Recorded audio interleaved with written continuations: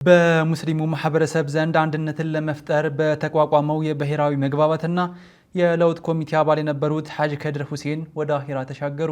በሼህ መሐመድ አብዱል ወሃብ የህይወት ታሪክ ላይ የሚያጠነጥነው አዲስ መጽሐፍ በይፋ ለንባብ በቃ። የኢራን ኢስላማዊ አብዮት ማዕከላዊ ዕዝ ሐተም አልአንቢያ ለአሜሪካ ጥቃት የአጸፋ እርምጃ መውሰዱን አስታወቀ። የሚሉት የዕለቱ ከጁማ እስከ ጁማችን አበይት ክስተቶች ናቸው። አሰላሙ አለይኩም ወራህመቱላሂ ወበረካቱ። የተወደዳችሁና የተከበራችሁ የሀሩን ሚዲያ ተከታታዮች ሳምንታዊ የተመረጡ መረጃዎችን ወደ እናንተ የምናደርስበት ከጁማ እስከ ጁማ ፕሮግራማችን ተጀምሯል።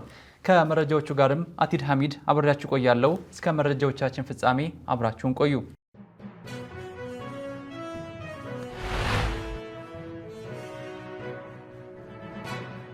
ቀዳሚ ወዳደረግነው መረጃ ስናመራ በሙስሊሙ ማህበረሰብ ዘንድ አንድነትን ለመፍጠር በተቋቋመው የብሔራዊ መግባባትና የለውጥ ኮሚቴ አባል የነበሩት ሐጅ ከድር ሁሴን ወደ አኺራ መሻገራቸው ተገለጸ። በኢትዮጵያ እስልምና ጉዳዮች ጠቅላይ ምክር ቤት ከ2007 እስከ 2011 ዓመተ ልደት የኢትዮጵያ እስልምና ጉዳዮች ጠቅላይ ምክር ቤት የሥራ አስፈጻሚ አባል በመሆን በተለያዩ የሥራ ኃላፊነት ሲያገለግሉ የነበሩት ሐጅ ከድር ሁሴን ወደ ማይቀርበት ዓለም መሻገራቸው ተገለጸ። ሐጅ ከድር ሁሴን የኢትዮጵያ ሙስሊሞችን አንድነት ለመፍጠር በ2011 ዓመተ ልደት የተመሰረተው የብሔራዊ መግባባትና የለውጥ ኮሚቴ አባል በመሆን የበኩላቸውን ድርሻ ሲወጡ እንደነበር ተነግሯል። የሐጅ ከድር ሁሴን የቀብር ስነ ስርዓትም ዛሬ ጁማ ሐምሌ 9 2018 ዓመተ ልደት በወልቂጤ ከተማ ቤተሰቦቻቸውና ወዳጅ ዘመዶቻቸው በተገኙበት እንደሚፈጸምም ተገልጿል። ሀሩን ሚዲያ ለሐጅ ከድር ሁሴን ጀነትን ለቤተሰቦቻቸው ደግሞ መጽናናትን ይመኛል።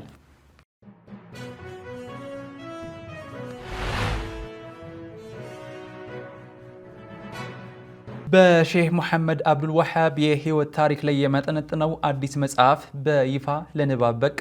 በታዋቂው ምሁር ሼህ መሐመድ አብዱል ወሃብ የህይወት ታሪክና መሐመድ አብዱል ወሃብን እንዴት እንረዳው በሚሉ አበይት ርዕሰ ጉዳዮች ላይ በስፋት የሚያተኩረው ሙሐመድዬ የተሐድሶ መሪ የህይወት ታሪክና ተሞክሮ የተሰኘው አዲስ መጽሐፍ ባሳለፍነው ሐምሌ 5 ቀን 2018 ዓመተ ልደት በይፋ ለምረቃ በቅቷል። በቀድሞው የአወሊያ ተማሪ በሆነው ወጣት መሐመድ አህመድ ረሺድ ተጽፎ ለንባብ የበቃው ይህ መጽሐፍ ታላላቅ ኡስታዞች፣ ምሁራንና ጥሪ የተደረገላቸው ተጋባዥ እንግዶች በተገኙበት በጦር ኃይሎች አካባቢ በሚገኘው የረያን መስጂድ አዳራሽ ነው በደመቀ ስነ ስርዓት የተመረቀው። የመጽሐፉ ይዘትም የታላቁ ምሁር የህይወት ታሪክ ተሞክሮና የተለያዩ ተያያዥ ሀሳቦችን በጥልቀት የሚያስስ ሲሆን በምረቃ ስነ ስርዓቱ ላይ የታደሙ ምሁራንና ኡስታዞች ወጣቱ ትውልድ ታሪኩን እያነበበ እንዲያጠናና የህይወት ተሞክሮን እንዲያስተነትን አደራ ብለዋል። ከተለመደው ጭፍን ተከታይነት በመቆጠብ በመጽሐፉ የተወሱ ሀሳቦችን በሰከነ መንፈስ እንዲመረምር እንዲሁም ለሀሳብና ለውይይት በልበ ሰፊነት ራሱን ማዘጋጀት እንዳለበት አባቶቹና መምህራን ጥሪያቸውን አስተላልፈዋል። ይህንን አዲስ መጽሐፍ አንብበው ግንዛቤያቸውን ማስፋት ለሚፈልጉ አንባቢያን በቀጣዩ ጁምዓ በመስጂዶች አካባቢ በሽያጭ ላይ የሚገኝ ሲሆን በተጨማሪም በዚህ ስልክ ቁጥር መደወል ይችላሉ። ይህንን አዲስ መጽሐፍ አንብበው ግንዛቤያቸውን ማስፋት ለሚፈልጉ አንባቢያን ከዛሬ ጁምዓ ጀምሮ በመስጂዶች አካባቢ በሽያጭ ላይ የሚገኝ ሲሆን የተለያዩ መስጂዶች ይህንን መጽሐፍ ማግኘት እንደሚችሉም ተነግሯል።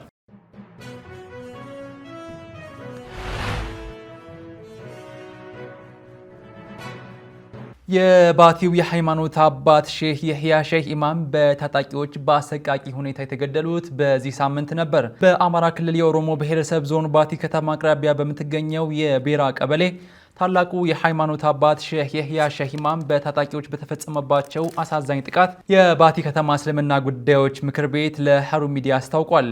ሼህ የህያ የተገደሉት ከምሽቱ 4 ሰዓት ላይ ማንነታቸው ያልታወቁ ታጣቂዎች ወደ መኖሪያ ቤታቸው በመግባት ከቤተሰቦቻቸው ነጥለው በመውሰድ ሲሆን በማግስቱ ጠዋት ላይ አስክሬናቸው ወድቆ መገኘቱ የአካባቢው ማህበረሰብ በከፍተኛ ድንጋጤና ሀዘን ውስጥ መክተቱ ተገልጿል።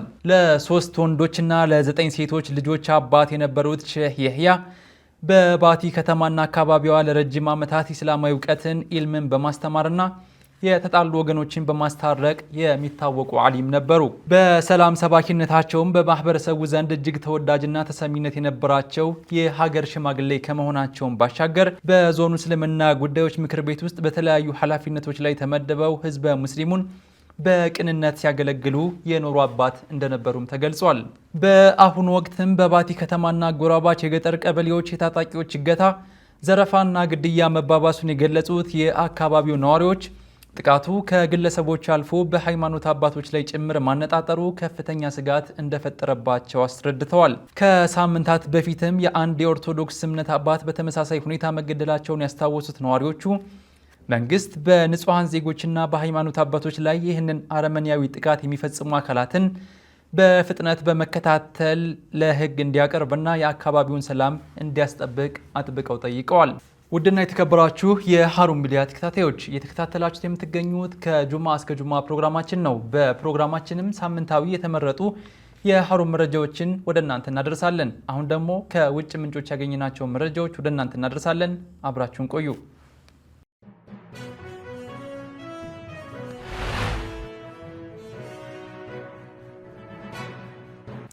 በእንግሊዝ ምድር ሙሐመድ የሚለው ስም ለሶስተኛ ተከታታይ ዓመት በመጠሪያነት ረገድ አንደኛ ደረጃን ያዘ።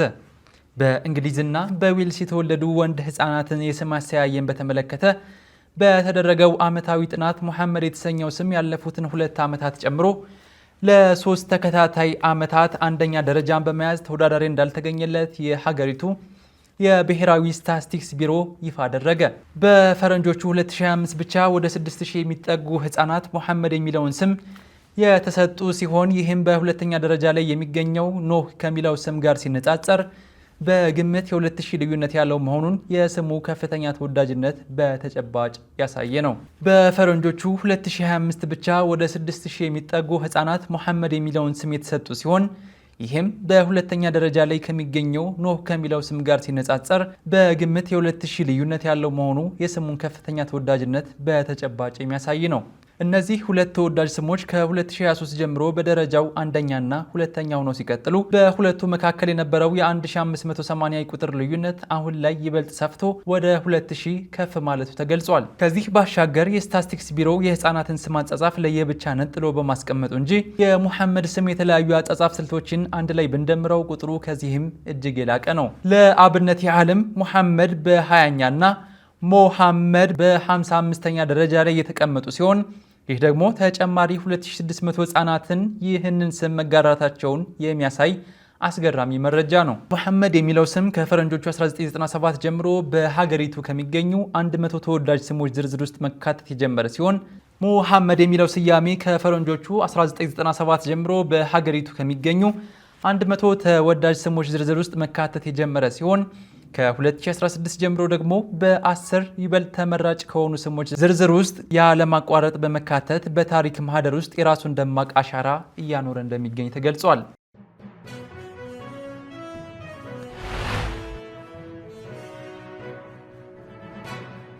የኢራን ኢስላማዊ አብዮት ማዕከላዊ እዝ ሐተም አልአንቢያ ለአሜሪካ ጥቃት የአጸፋ እርምጃ መውሰዱን አስታወቀ።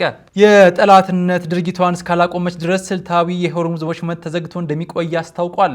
የሀገሪቱ የሐተም አልአንቢያ ማዕከላዊ እዝ በበኩሉ ወሽመጡ ለቴህራን የማይደፈር ቀይ መስመር መሆኑን በመግለጽ አሜሪካ በሆርሙዝ ወሽመጥ ላይ የምታደርገውን ማናቸውንም ጣልቃ ገብነት እንደማይፈቅዱ አስጠንቅቋል።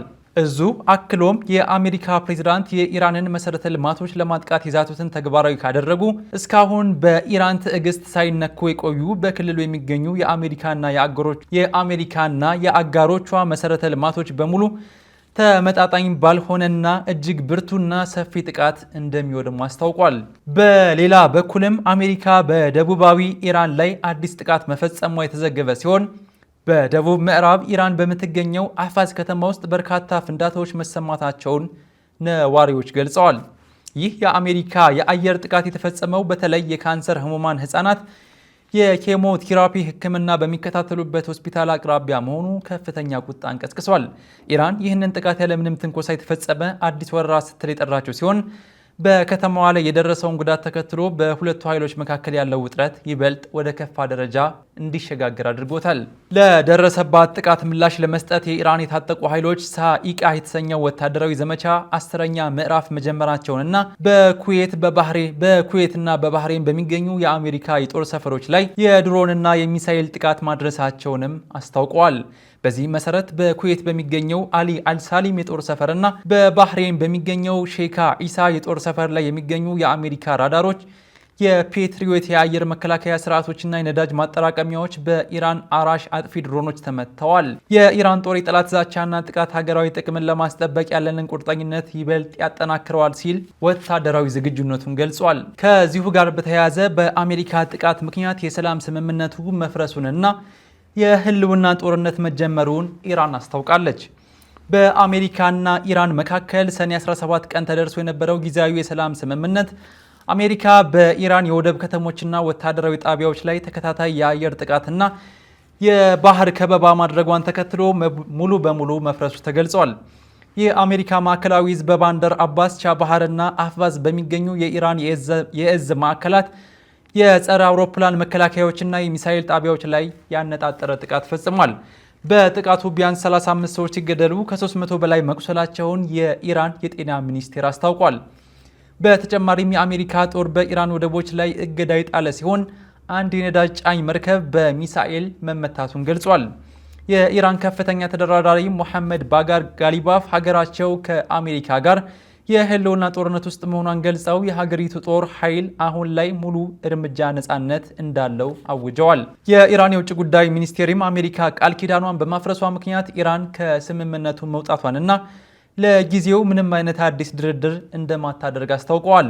በአጸፋውም የኢራን ኢስላማዊ አብዮታዊ ጥበቃ ኃይል በባህሬን የሚገኘውን የአሜሪካ 5ኛ የባህር ኃይል እዝ ላይ ጥቃት በመሰንዘር ክልላዊ የጦርነት እርምጃዎችን መጀመሩን አስታውቋል። ውድና የተከበራችሁ የሀሩን ሚዲያ ተከታታዮች ሳምንታዊ መረጃዎችን ወደ እናንተ ያደረስንበት ከጁማ እስከ ጁማ ፕሮግራማችን ተጠናቋል።